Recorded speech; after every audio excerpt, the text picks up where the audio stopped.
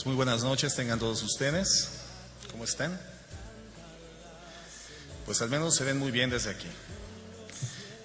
La verdad es que es un gusto particular, un motivo de agradecimiento al Señor cuando hay una respuesta de esa naturaleza al llamado particular que Dios extiende al matrimonio para ser edificado.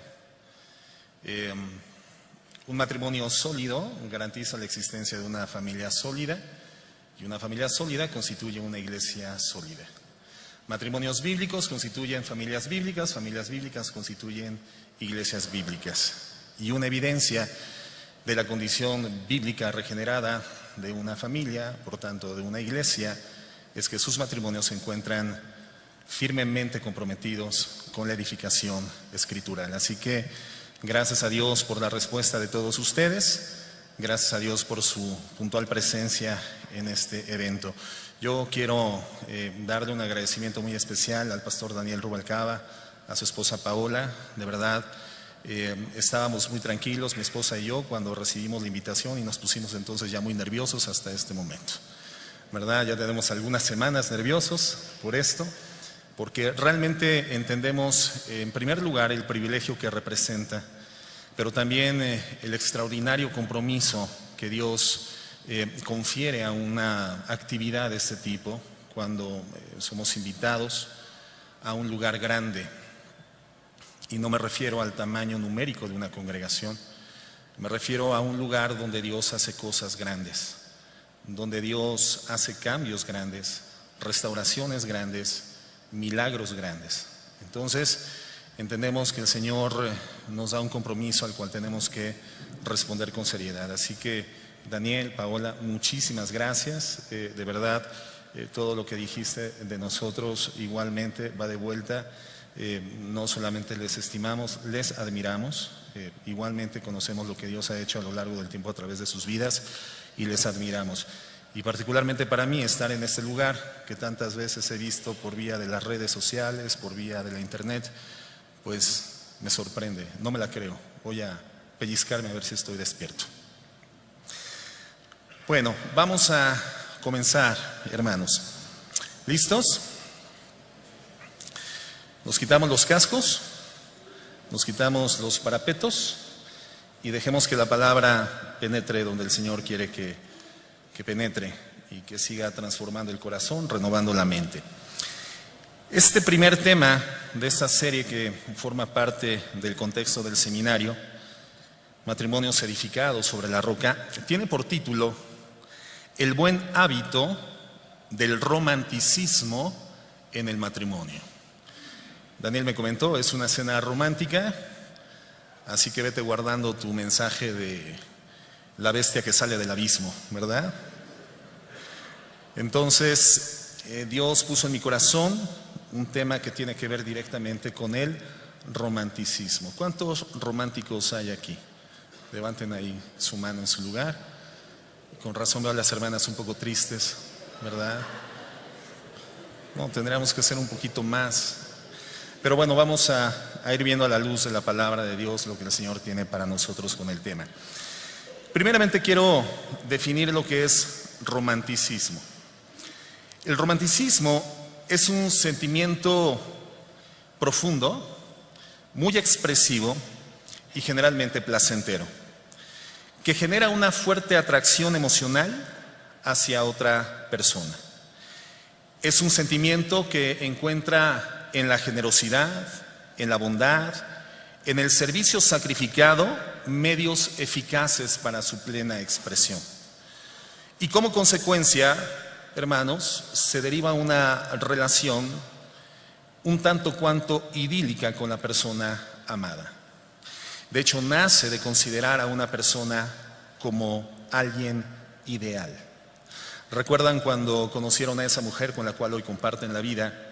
Y ya sea que a la distancia, en el cruce de sus miradas, en algún momento compartido común, cuando la conocieron, ¿llegaron a la conclusión de que era la persona ideal para ustedes? Las hermanas igualmente seguramente mantienen un recuerdo sobre esta circunstancia. Y si no, busquen en el baúl de los recuerdos de su corazón. Por ahí debe de existir esa escena idílica que dio paso a una relación romántica. El romanticismo es el medio que el ser humano utiliza para intentar trasladar el amor ideal a la escena de su realidad personal. El romanticismo trata bien. El romanticismo habla con dulzura, toca con ternura, no hiere el alma. El romanticismo es el colchón más cómodo para dormir y la casa más cálida para habitar. Eso es el romanticismo. ¿Alguien es romántico? ¿Alguna mujer romántica aquí? Muy bien. Ahora quiero que veamos la definición de hábito, porque el tema es el buen hábito del romanticismo. Ya definimos qué es romanticismo, ahora tenemos que definir qué es un hábito. Un hábito es un patrón de conducta no natural ni instintivo, sino adquirido, que sea formado como consecuencia de acciones repetitivas en un periodo largo, prolongado de tiempo. Eso es un hábito. Podríamos decir entonces que los hábitos revelan el carácter que cada uno de nosotros hemos ido constituyendo al paso del tiempo, porque dejan de manifiesto aquellas conductas a las que hemos literalmente entregado nuestra vida, dedicado nuestro tiempo. Un hábito entonces tenemos que es un patrón de conducta el cual se establece como repetitivo en un periodo prolongado de tiempo y por tanto se establece como eso, como un patrón. Al punto en que podemos desarrollar hábitos de los cuales en su ejecución aún se llevan a efecto en condición inconsciente. Por ejemplo, todos aquí, sobre todo los hombres, tenemos el hábito de amarrarnos las agujetas cuando el calzado lo amerita. Las tiene. Un calzado deportivo con agujetas, nosotros sabemos anudar por hábito el calzado, ¿cierto o no? Y lo hacemos en una forma tan natural que parecería que traeríamos decodificado genéticamente desde el nacimiento la forma de anudar los zapatos, pero esto no es así. Recordamos cuando teníamos 4 años de edad, 3 años de edad, y nuestros padres diligentemente comenzaron a darnos esa instrucción de cómo ataviarnos, cómo vestirnos. Y comenzamos a practicar con una agujeta, una orejita en la izquierda, otra orejita en la derecha sobre la izquierda, sale por el agujero, jalas las dos y anudaste los zapatos. Esto lo hemos venido haciendo a lo largo de la vida como un patrón de conducta repetido en un largo periodo de tiempo. Y hoy en día, hermano, cuando anudamos los zapatos, ya no recibes de tu esposa los aplausos que sí recibías de tu mamá cuando tenías 4 años de edad. Y hermana, si tu esposo sigue pidiendo aplausos por anudar sus zapatos, necesita consejería. Eso es un hábito. Hay hábitos que hacemos de forma inconsciente porque se han venido estableciendo como patrones conductuales por su nivel de repetitividad en el tiempo. Entonces entendemos, hermanos, que un hábito es más que una tendencia, es más que una simple inclinación. Cuando actuamos conforme a esa tendencia que nos empuje en una dirección y la realizamos de forma repetitiva, entonces estamos creando un hábito.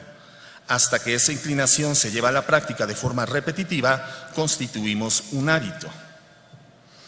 El punto es que la tendencia y la inclinación natural del ser humano es al pecado. La palabra de Dios dice en el Salmo 51, verso 5, «He aquí, en maldad he sido formado, y en pecado me concibió mi madre». Nos damos cuenta entonces, hermanos, que la Biblia expone la condición moral y espiritual del ser humano desde el mismo momento de su nacimiento.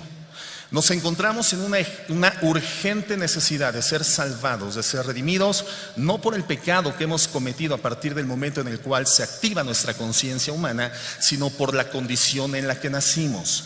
Necesitamos ser salvados no por el pecado que cometimos, sino por la condición en la que nacimos. La Biblia dice que nacimos en condición de pecado. Es más, fuimos concebidos. Nuestro nacimiento es la extroversión externa de una condición interna que se gesta en la concepción, y la misma concepción, la Biblia dice, que se registra en condición de pecado. Entonces, ¿qué será más fácil para nosotros si, habiendo sido concebidos en pecado, habiendo nacido en pecado y teniendo esta inclinación natural hacia la pecaminosidad, qué será más sencillo, qué será más fácil? ¿Generar hábitos positivos o hábitos negativos? ¿Buenos hábitos o malos hábitos? Evidentemente, malos hábitos. Los buenos hábitos requieren de ser practicados de una forma intencional.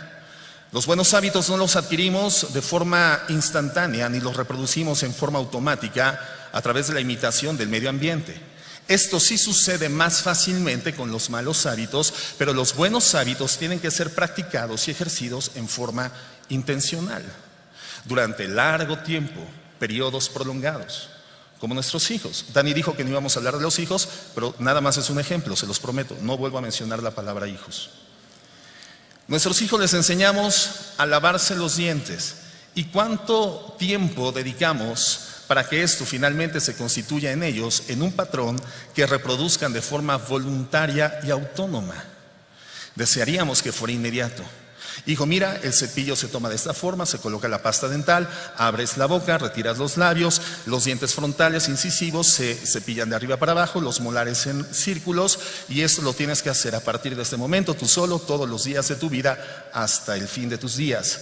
Ojalá nuestros hijos de 3 años, a partir de esa instrucción, comenzaran de forma independiente a lavarse los dientes, pero no sucede así. Hay esposas que siguen batallando con este tema con sus esposos. No sucede así. Los buenos hábitos tienen que practicarse de forma intencional. Los buenos hábitos constituyen en sí mismos de manera inmediata una confrontación a un sistema de gratificación emocional del alma que naturalmente vamos buscando como seres humanos. En cambio, los malos hábitos gratifican el alma de corto plazo, pero de forma inmediata. Por lo tanto, hermanos, la inclinación a pecar que tenemos de forma natural desde el momento de la concepción establece la contraposición, el obstáculo más fuerte para la generación de buenos hábitos. Proverbios 26:11 dice: como perro que vuelve a su vómito, así es el necio que repite su necedad. Entonces el ser humano tiene esta tendencia a regresar a cometer lo mismo que produjo una mala consecuencia en su vida. Intenta apartarse, pero termina regresando nuevamente a la misma acción que le genera la misma consecuencia otra vez. Segunda de Pedro 2:22 complementa este verso y dice: pero les ha acontecido lo del verdadero proverbio. El perro vuelve a su vómito y la puerca lavada a revolcarse en el cieno. Entonces, de una forma ilustrada, pero muy comprensible, el Espíritu Santo nos permite identificar cuál es la condición de nuestra inclinación humana. La tendencia de la conducta humana es a lo malo. Este ejemplo del perro es muy bueno, el ejemplo del cerdo lo es más.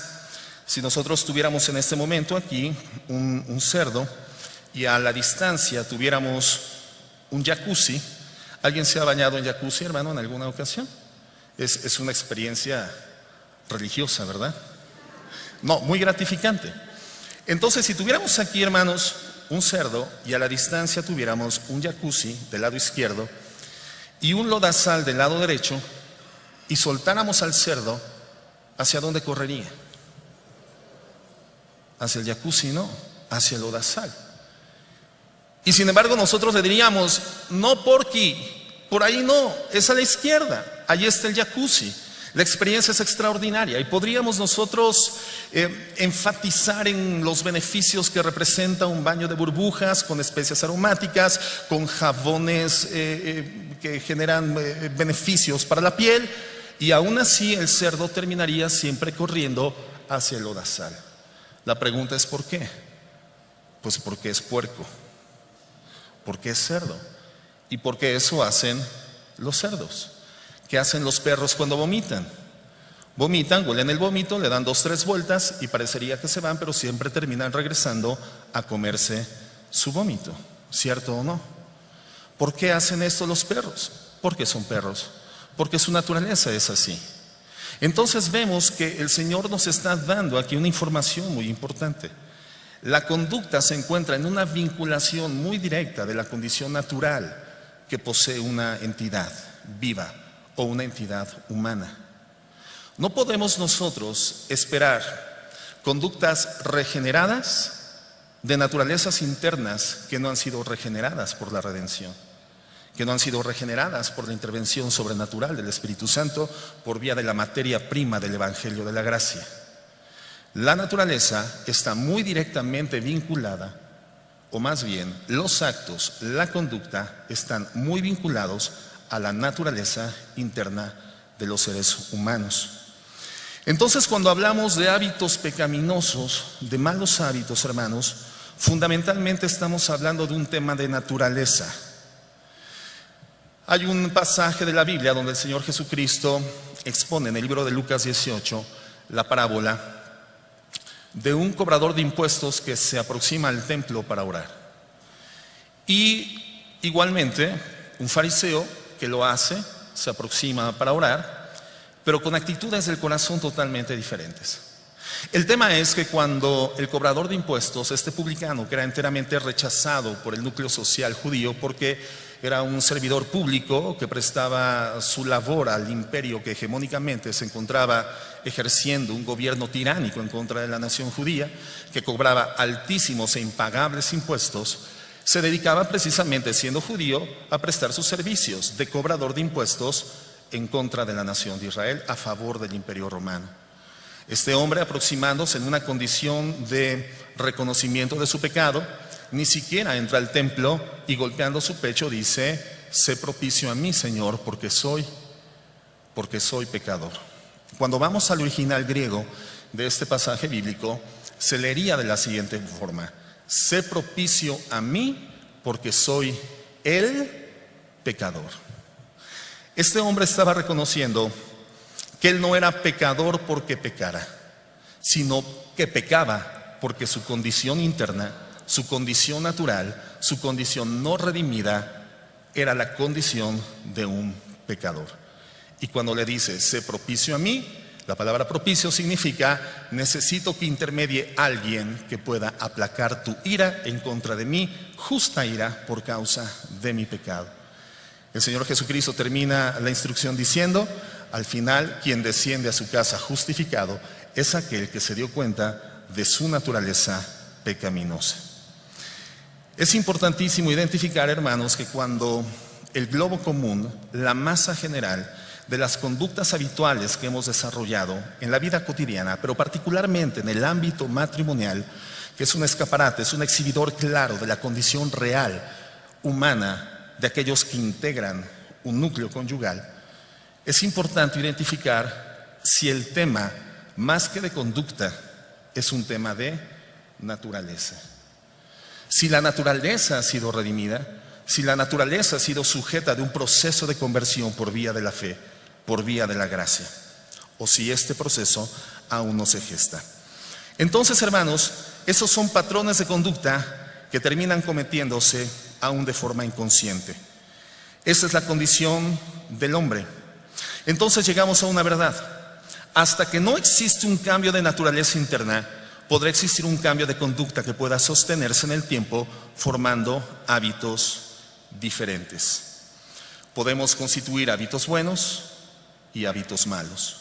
¿Cuál es la diferencia? Bueno, un hábito bueno siempre es constructivo. Un hábito bueno te acerca a Dios. Un hábito bueno te acerca a los demás, te aleja del pecado, edifica tu carácter. Es una naturaleza que construye. Entonces, un hábito bueno edifica tu matrimonio, edifica tu familia. Un hábito malo, en esencia, es destructivo.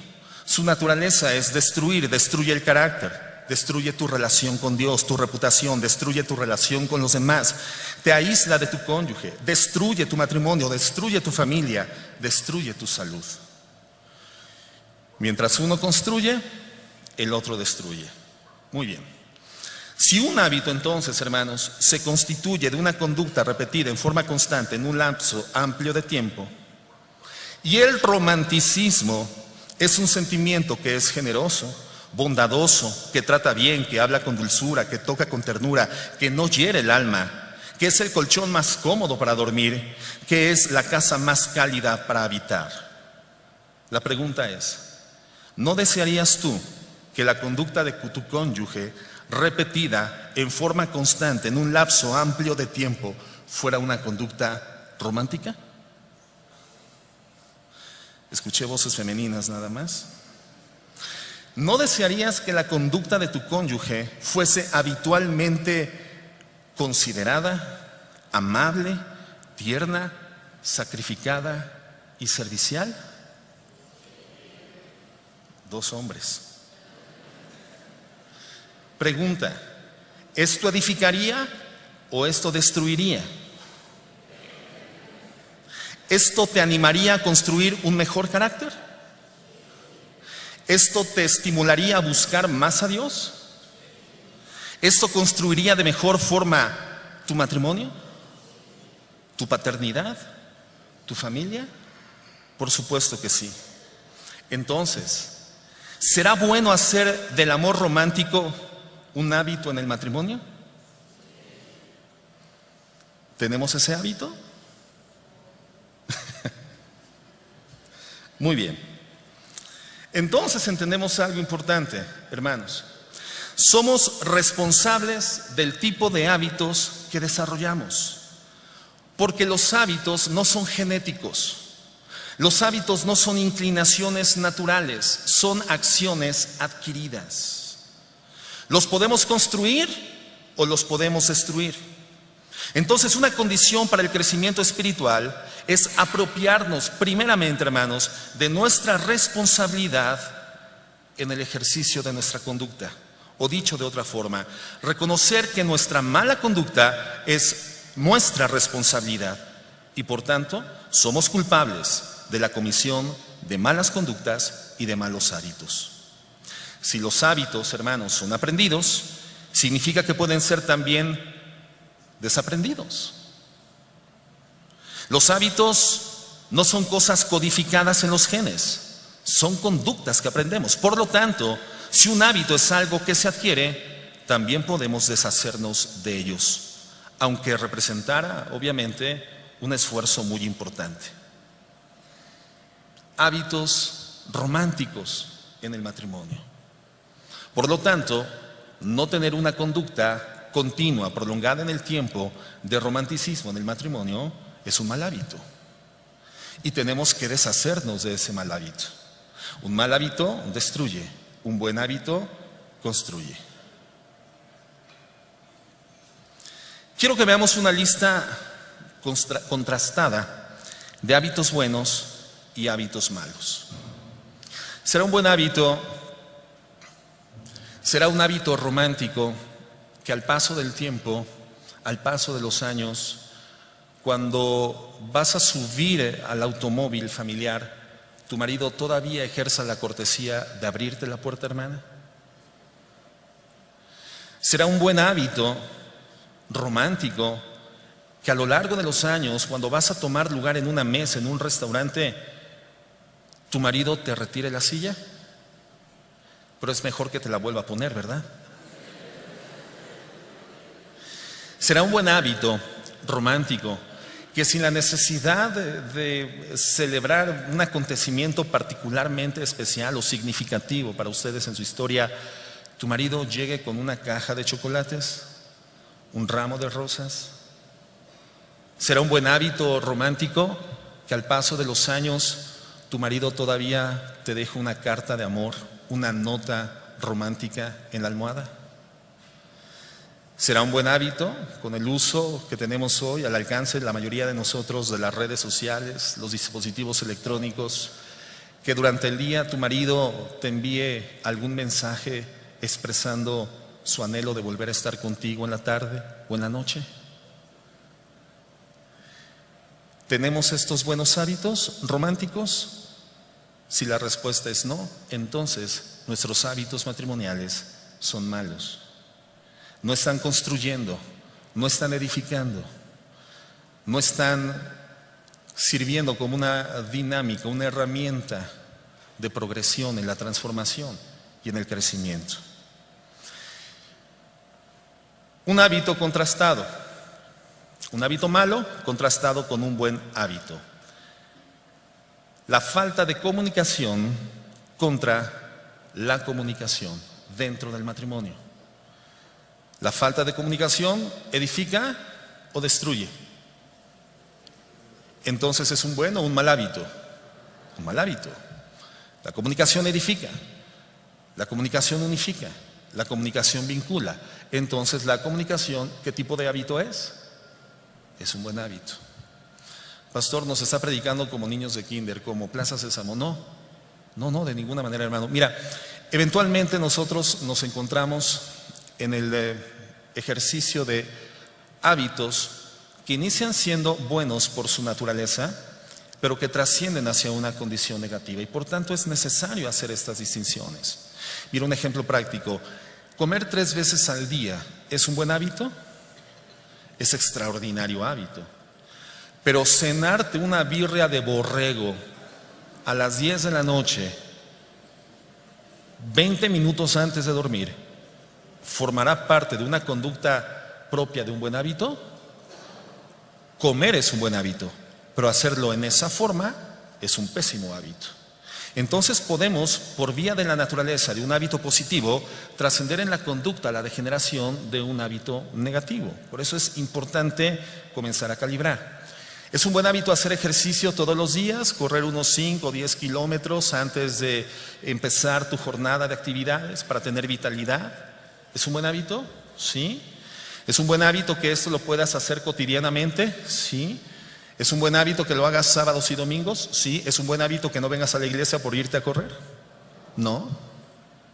Entonces, una actitud cuya naturaleza de origen es positiva puede, por la conducta que se inclina a la pecaminosidad, a constituirse en algo que es destructivo.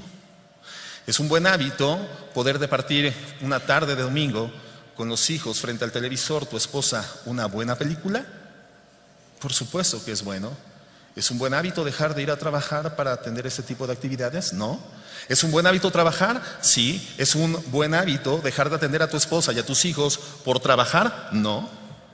Entonces, conductas que por su naturaleza inicial son buenas, por la inclinación pecaminosa que todavía se dirime, se debate al interior de nuestra condición humana, podemos llevar un buen hábito a una condición destructiva.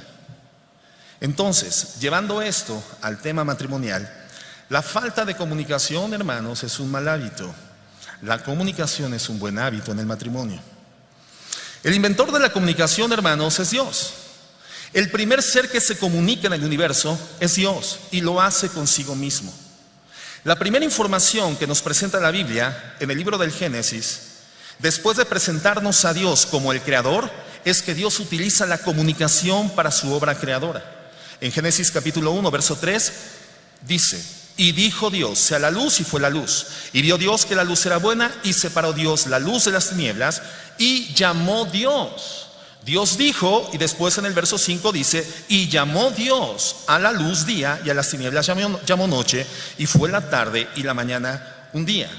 Vemos a Dios en una actitud de comunicación, Dios comunicándose en el proceso de creación del mundo. Vemos a Dios comunicándose para darle un propósito formativo, un propósito funcional a la obra que Él había creado. En Génesis 1:26 vemos algo extraordinario. La forma en la cual Dios se vincula comunicantemente con la corona de la creación que Él desarrolla en este globo terráqueo que es el ser humano. Y dice: entonces dijo Dios, hagamos al hombre a nuestra imagen y a nuestra semejanza. Aquí vemos a Dios comunicándose consigo mismo en su condición tridimensional, Padre, Hijo y Espíritu Santo, definiendo, dirimiendo y comunicando la forma en la cual crearían al hombre. Entonces vemos que Dios es el primer ser que se comunica en el universo y lo hace consigo mismo. Dios utiliza la comunicación para crear y para sostener por la comunicación, a través de su palabra, la creación misma. Después vemos a Dios comunicándose con el hombre en una forma plena y directa en el huerto del Edén. Dios ahora se comunica para hablar con el hombre, para informarle la forma en que no moriría a través de la obediencia. Y en Génesis 3:8 dice la Biblia: y oyeron la voz de Jehová Dios que se paseaba al aire del huerto. Nos damos cuenta, hermanos, de que el huerto mismo del Edén se constituye como un canal de comunicación que se introduce en un sistema de comunicación perfecto, pleno y directo entre Dios y el hombre. Un sistema de comunicación requiere de la constitución, de la integración de diferentes elementos. Un sistema de comunicación, hermanos, requiere de un emisor. y de un receptor. Requiere de un canal de comunicación y de un código de comunicación o de un lenguaje. En este momento, por ejemplo, Dios me ha dado la oportunidad de ser el emisor, ustedes son los receptores.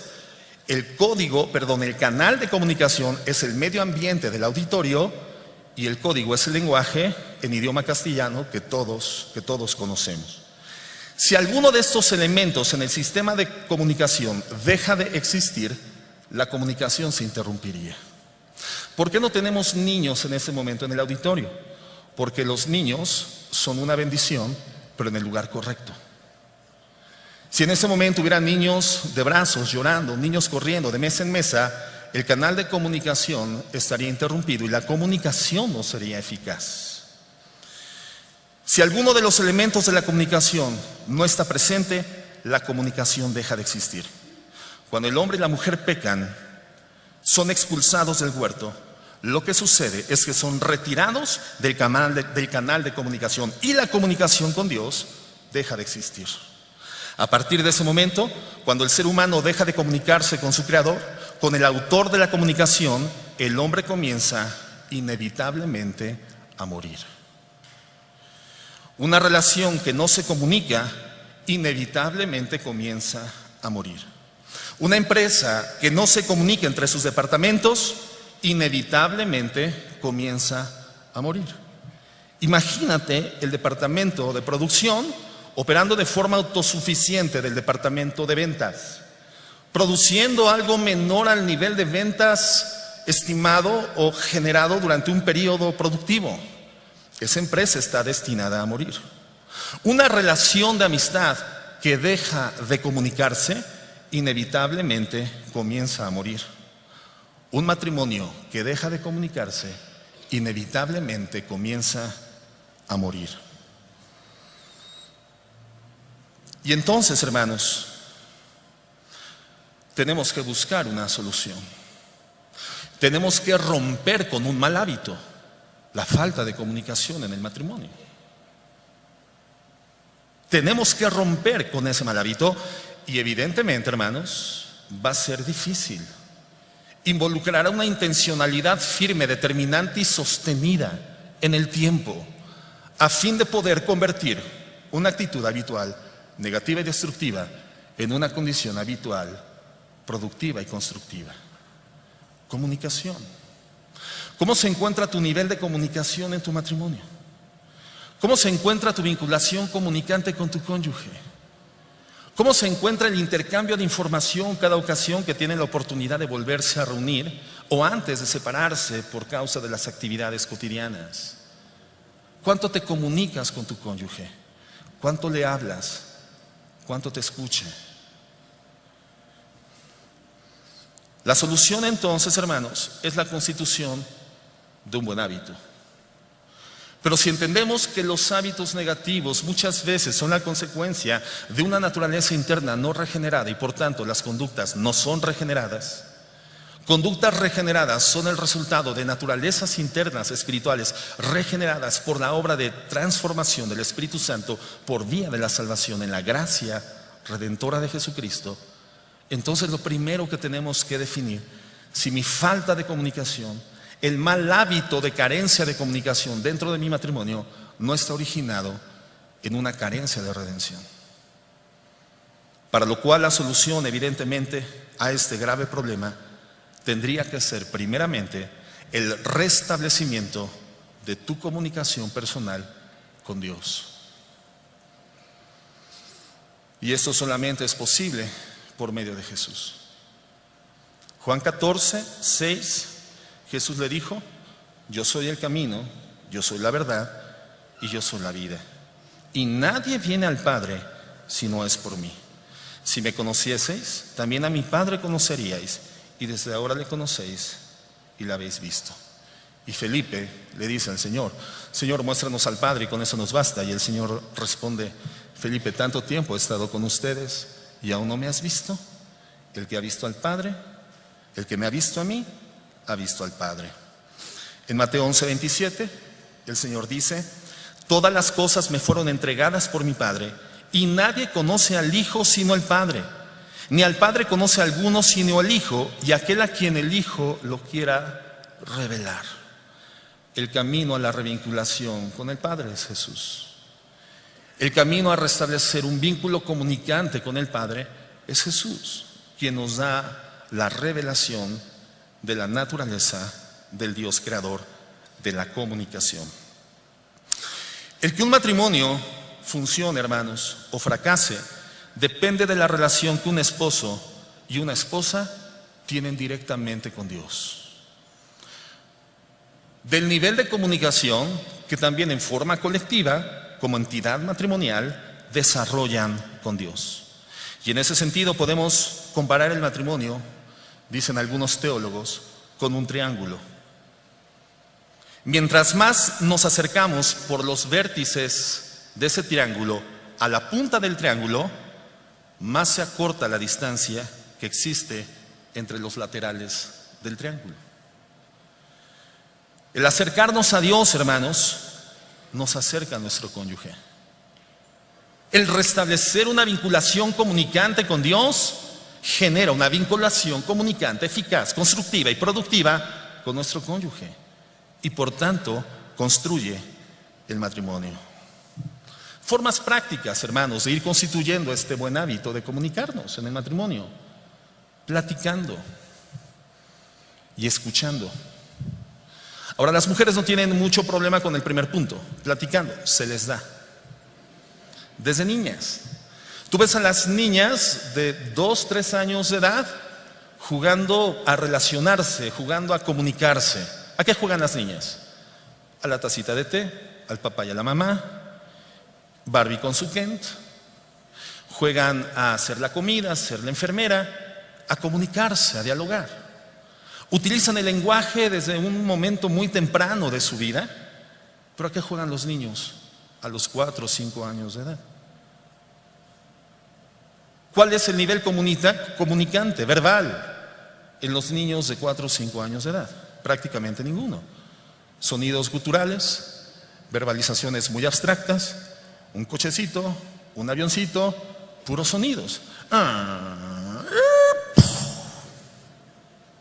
Graves problemas en la vinculación comunicante. ¿Qué hace un hombre de 40 años de edad cuando le tiras una pelota al frente y la pones a rodar? Comienza a correr tras ella.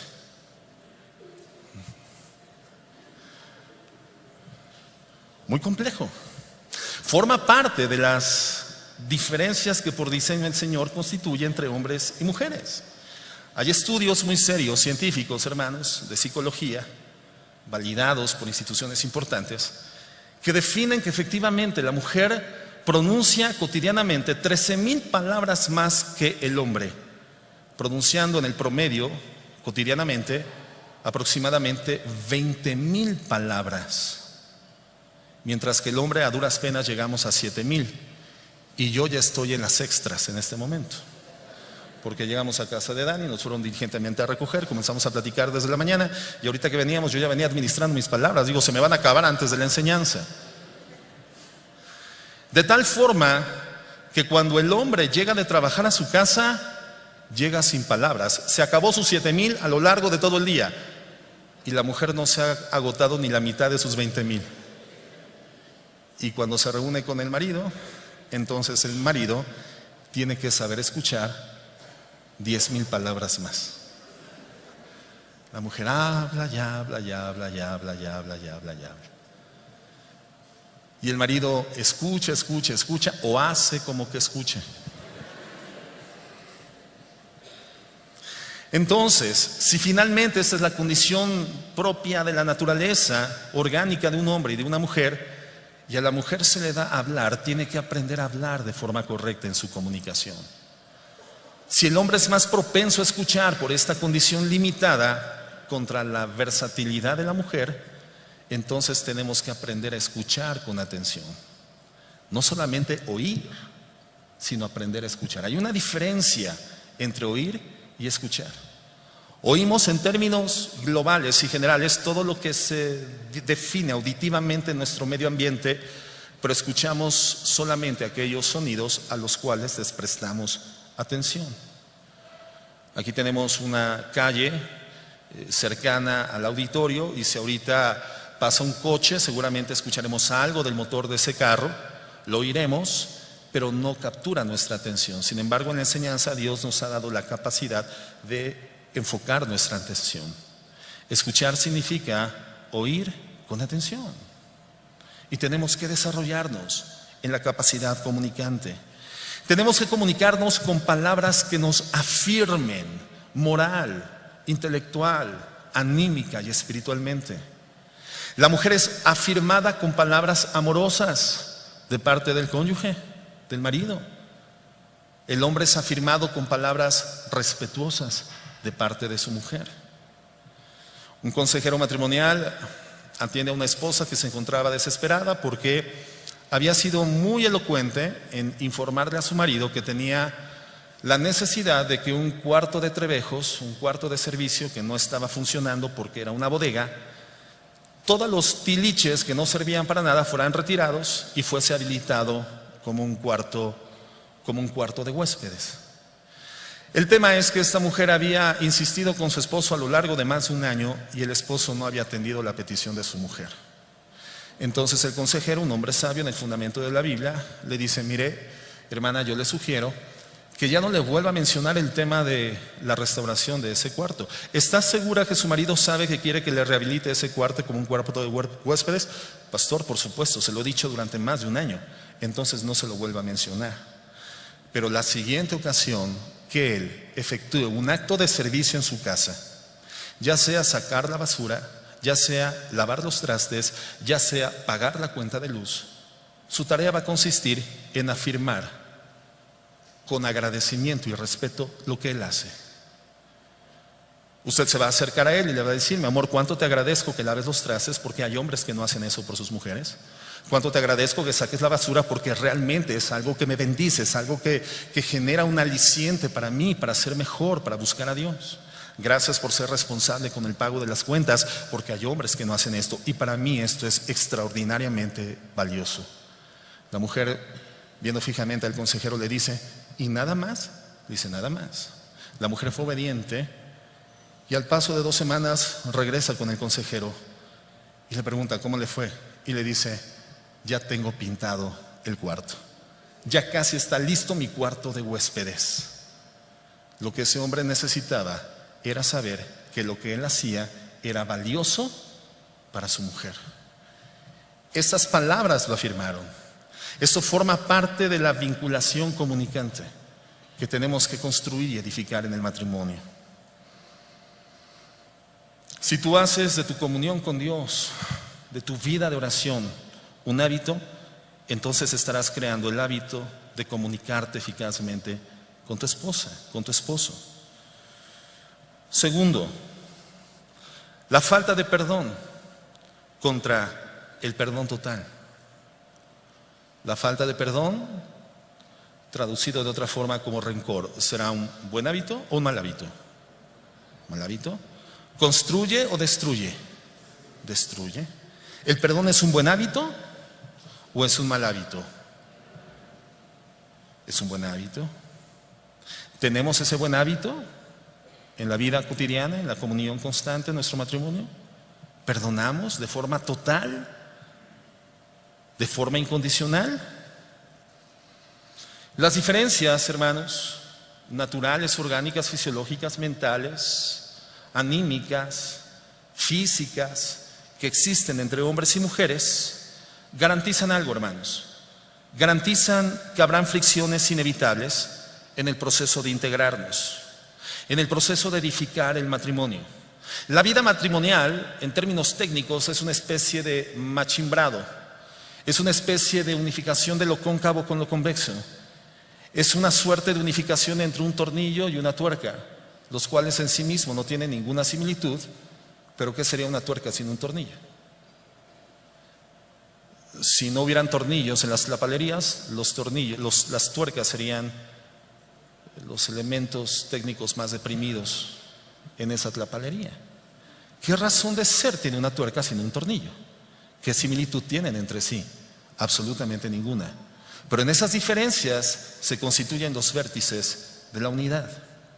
Cuando Dios crea de forma tan diferente al hombre y la mujer, el Señor evidentemente, hermanos, no estaba buscando igualdad. El Señor estaba buscando unidad. Y para que la unidad se geste, es indispensable que hayan elementos diferentes, pero perfectamente complementarios. Hay un programa de televisión que a mí me gusta mucho, en Discovery Channel, que de hecho hace tiempo que ya no lo veo, de ese tipo de programas que nos gustan a los hombres, ¿verdad? Que se llama, no sé si alguno de ustedes lo habrá visto, pero seguramente compartirá mi mismo afecto por ese programa, se llama Megaestructuras. El tipo de programas que una mujer considera que es una absoluta y total pérdida de tiempo miserable cuando ve a su marido viendo frente al televisor cómo un pivote logra unificarse con una estructura de miles de kilos, de toneladas enteras, y vemos que una gran cantidad de hombres están ayudando a esa grúa que está depositando esa estructura perfectamente complementaria con el pivote, y finalmente, cuando son perfectamente complementarias, cuando se están unificando, se necesita comenzar a buscar la forma de unidad correcta, hasta que esa megapieza queda perfectamente unificado con el megapivote y comienza a machimbrarse para que sea una pieza indivisible. No sé si te gusta a ti ese tipo de programas. No sé que tengan ese tipo de programas, hermanos. Hay otro que se llama pesca salvaje. O pesca mortal, perdón. No sé si alguien lo vio, pero es impresionante. Yo le decía a mi esposa, de no haber sido pastor, yo hubiera sido un pescador en un barco de esos que van por Alaska pescando, iba a decir alacranes, pero no, son cangrejos, santoyas de Alaska. A los hombres nos gustan esas cosas. El tema, hermanos, es que en el proceso de unificación de dos piezas tan distintas, pero perfectamente complementarias, inevitablemente habrán fricciones. Inevitablemente, en ese proceso de edificación habrán roces. Por tanto, hermanos, tenemos que entender que el tema central no es tanto cómo evitar las fricciones, sino cómo procesar las fricciones a fin de que en el curso de la construcción de un matrimonio no terminemos produciendo destrucción. La fricción es inevitable y habla de la unidad. Define en alguna forma la unidad. El tema es que sepamos procesar esas inevitables fricciones para que en el proceso de construir no terminemos destruyendo. Sin embargo, cuando dos piezas tan diferentes se unen, inevitablemente habrá dolor. En esas fricciones, al paso del tiempo, se generan heridas del alma, daños morales, emocionales y lamentablemente también físicos en muchos casos, que terminan derivando en la muerte del romanticismo, terminan generando la muerte del afecto y del amor conyugal. El matrimonio es un escenario en el que jamás tendremos garantizada la felicidad por sí misma. Y un poco de esto hablaremos, si Dios lo permite, el día de mañana. Sin embargo, hermanos, el matrimonio sí garantiza dolor. El matrimonio sí garantiza sufrimiento y muchas veces deserción y frustración. Y esto nos permite comprender por qué cada día un mayor número de matrimonios se encuentran en un abismo de decepciones y de amargura, respirando y viviendo solamente por sistema, y que generalmente termina derivando en enemistades profundas, distancias insalvables, adulterios y divorcios. Matrimonios heridos, friccionados, matrimonios que se han dolido por las diferencias, matrimonios enojados. ¿Habrá aquí algún matrimonio enojado esta noche? No levante la mano.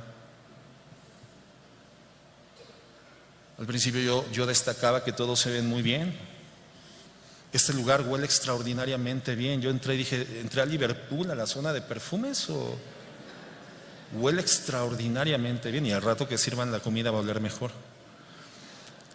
Todos lucen muy bien, pero todos salieron bien, todos se trasladaron bien. O sucede como allá en Uruapan, que la puerta de la iglesia es mágica porque transforma los rostros, transforma las actitudes, Pasan los hermanos, los matrimonios por la puerta de la iglesia y es una sonrisa fragante, una actitud diligente, un trato tan amoroso entre la esposa y el esposo, hasta se toman de la mano. ¿Qué dice la Biblia sobre el enojo, hermanos? Bueno, mira, Efesios 4:26 dice: airaos, y airaos significa enójate, pero no peques. No se ponga el sol sobre tu enojo, no des lugar al diablo. Entonces la Biblia no habla de si tenemos o no tenemos razón para enojarnos. La realidad es que eventualmente sí tenemos razones suficientes para sentirnos enojados con el cónyuge, ¿cierto o no? Hoy para la cena de matrimonios acordaste con tu marido que pasaría por ti en un horario porque tendrán que llegar puntual a la cena, y de repente 15 minutos después, media hora después, llega tu marido y eso produce el enojo, ¿o no, hermanas? ¿Sí? Y luego con el tráfico de la Ciudad de México, ¿habrá tráfico desesperante en la Ciudad de México, hermanos? ¿Desafiará nuestro cristianismo el tráfico de la Ciudad de México? ¿Y cómo venían algunos a la cena de matrimonios con ese tráfico? Una cena donde seríamos edificados en el fundamento de la palabra, limpiados, restaurados, renovados en la mente. Veníamos en una condición pagana, algunos. Bueno, veníamos nosotros, no, yo me desligo porque en la camioneta del pastor veníamos todos muy contentos.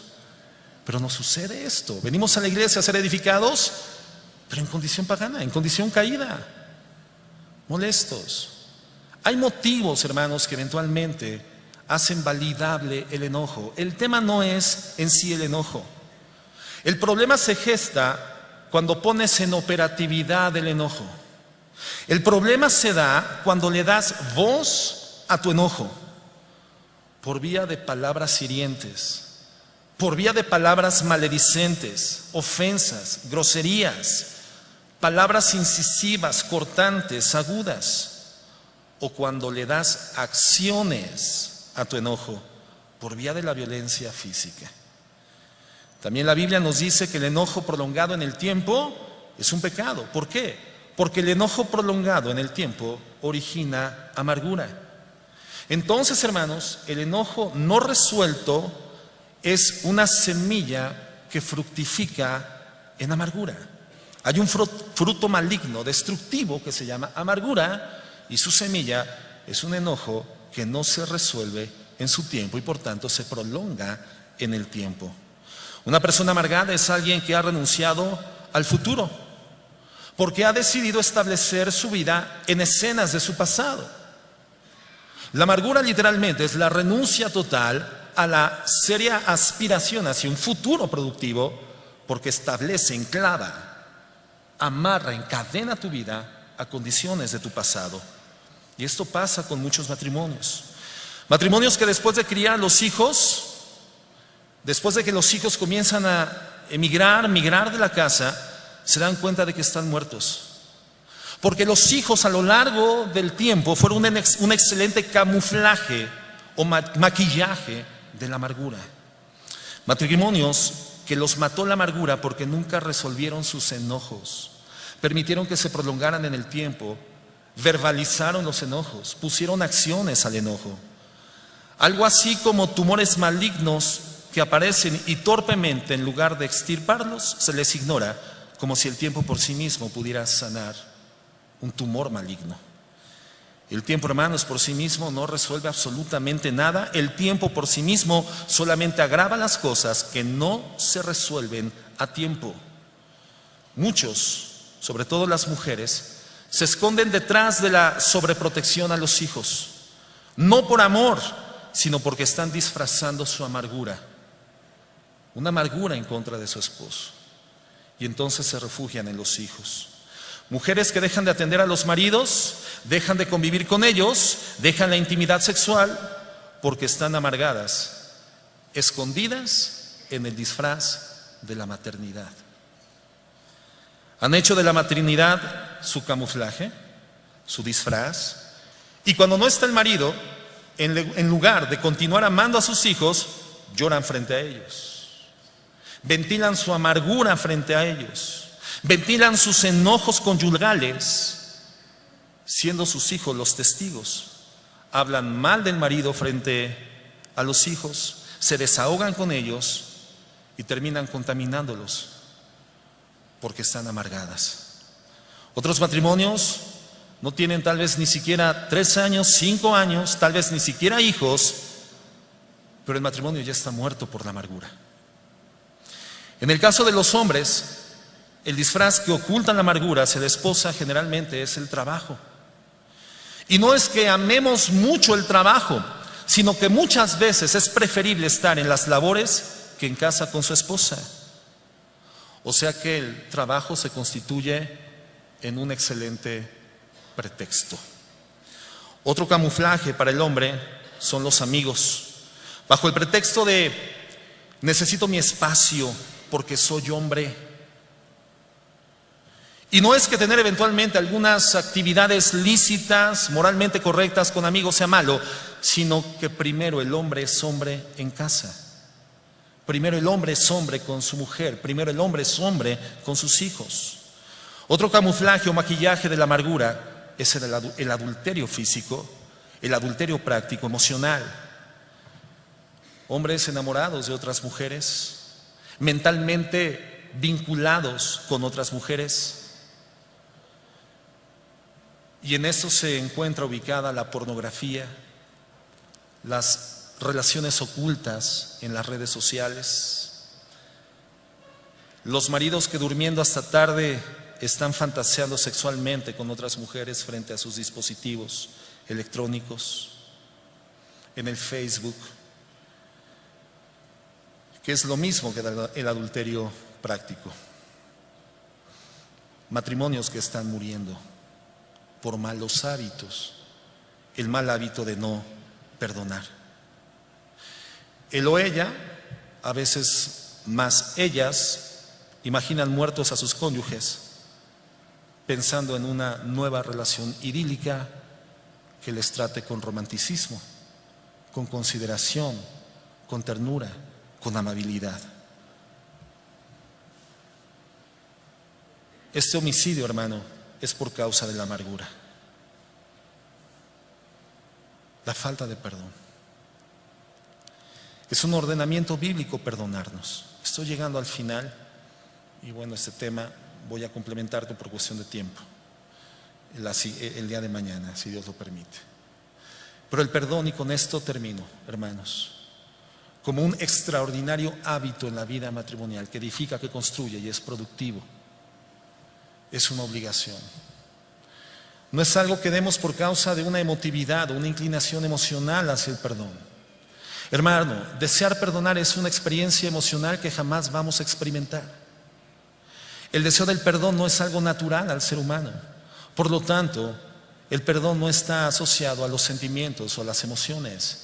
El perdón se establece en el fundamento de una decisión por encima de las emociones. El perdón en forma plena y manifiesta, el amor en condición plena, pletórica, manifiesta, abierta, total, transparente.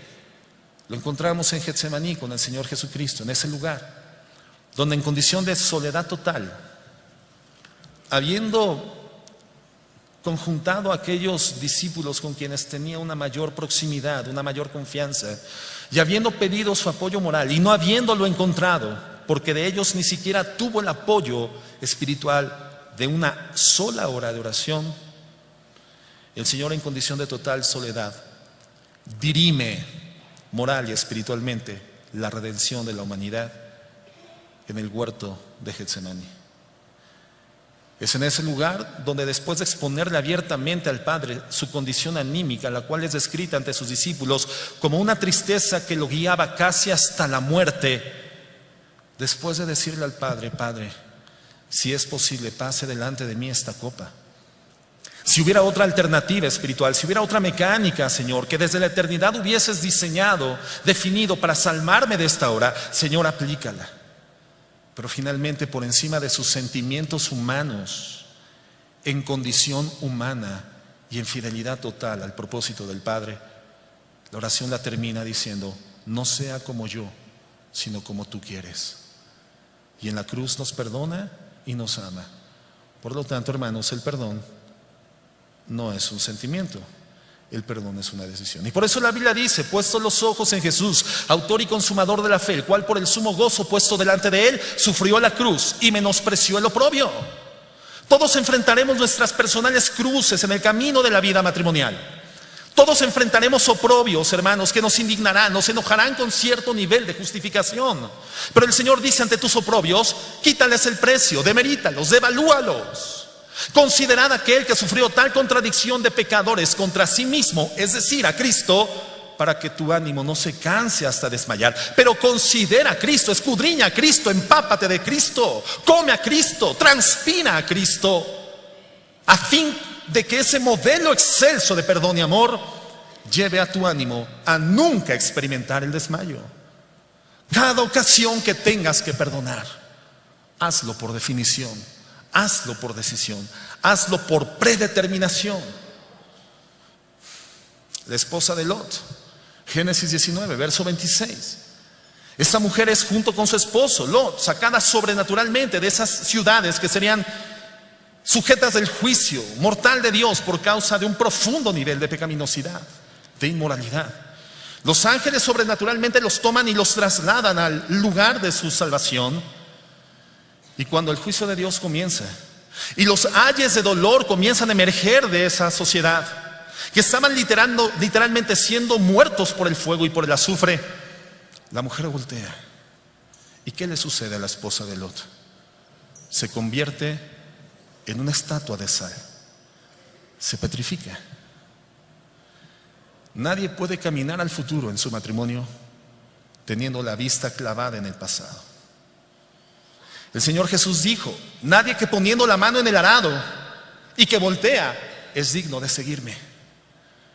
No puedes caminar hacia el frente con la vista en el pasado. E inequívocamente el pasado gritará estridentemente ayes de dolor, justificaciones suficientes para enclavar tu atención y tu mirada en el pasado atroz de tu vida, en las heridas más terribles de tu alma por causa de una actividad equivocada y pecaminosa por parte de tu cónyuge. Pero vivir en el pasado te petrifica. Es renunciar al futuro, es renunciar a vivir. Es comenzar a cavar un agujero y establecer tu tumba y comenzar a morirte en esa tumba.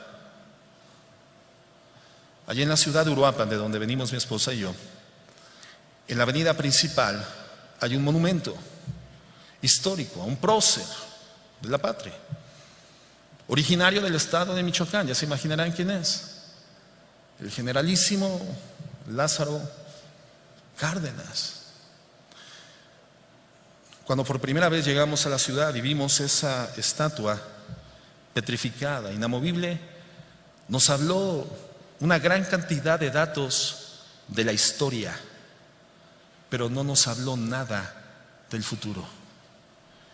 Vivir enclavados en el pasado por falta de perdón nos petrifica. En vida comenzamos a morir. La falta de perdón es un mal hábito, destruye, nulifica el romanticismo.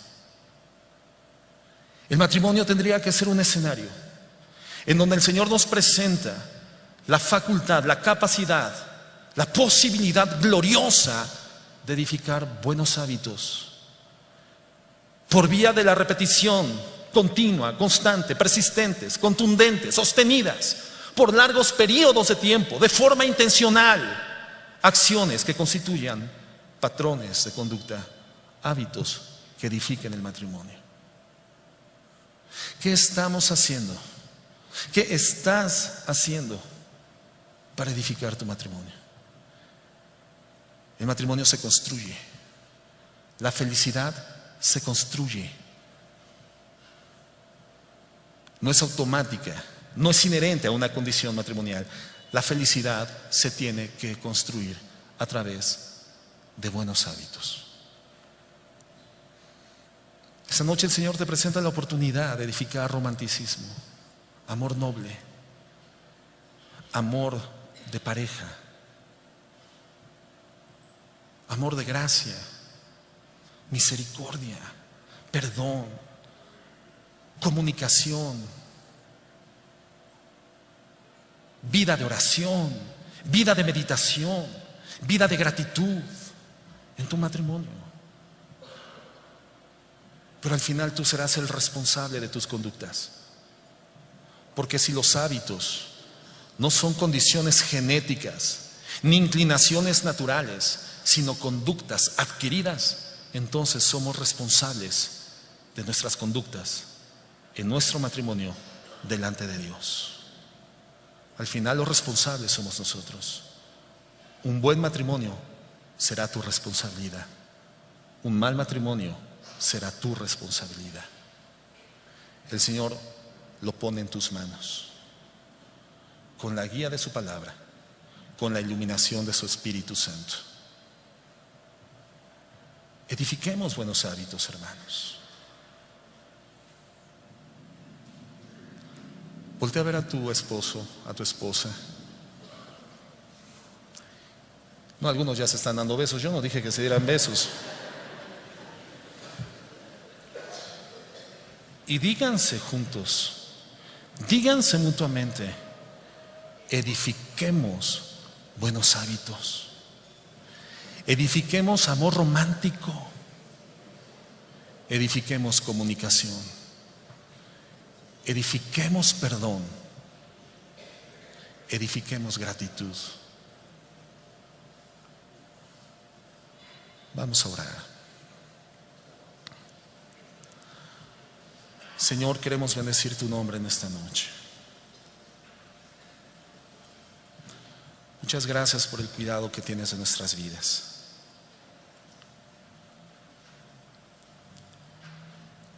No hay duda, Señor, de que el modelo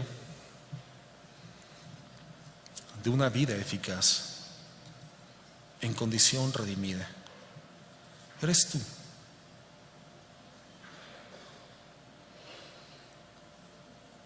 Las facultades, las capacidades para vivir en una condición que refleje la redención, producto de la muerte de tu Hijo Jesús en el Calvario.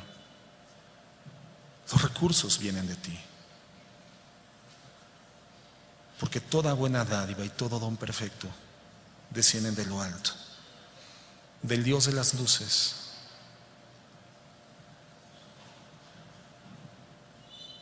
Señor, que todos nosotros hoy, tu palabra incorpore un crecimiento en el nivel de conciencia sobre la responsabilidad que nos confieres a cada uno. A partir del momento en el cual fue constituido nuestro matrimonio, has conferido a cada uno de nosotros la responsabilidad de edificar hábitos buenos. Señor, bendícenos. Señor, ayúdanos. Guía a estos matrimonios.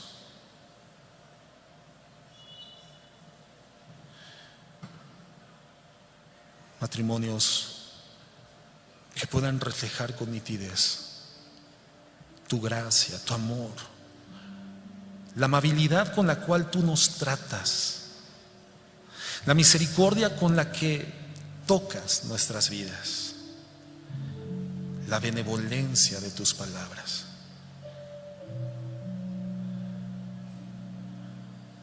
La dignidad, Señor, de tu vinculación con nosotros.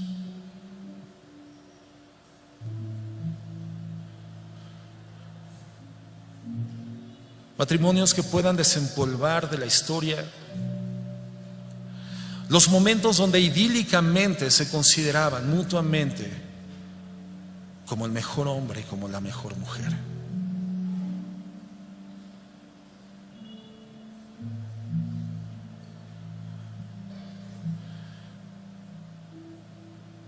Te pido que te acerques al oído de tu esposa, hermano. Y así como en algún momento de tu pasado musitabas a su oído, esta noche, ahí a su oído, hazlo. Sé valiente y dile: eres la mujer ideal para mí.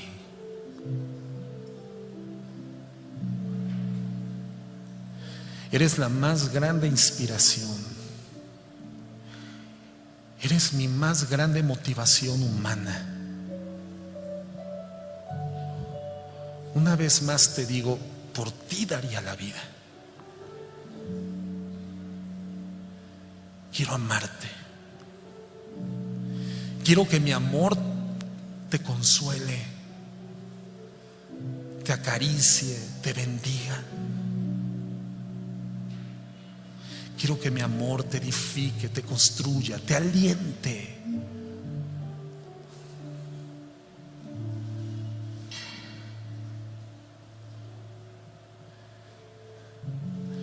Y ahora, hermana, al oído de tu marido dile: y yo quiero que lo hagas. Y estoy dispuesta a recibir ese amor, a ser construida por ese amor, a ser acariciada por ese amor.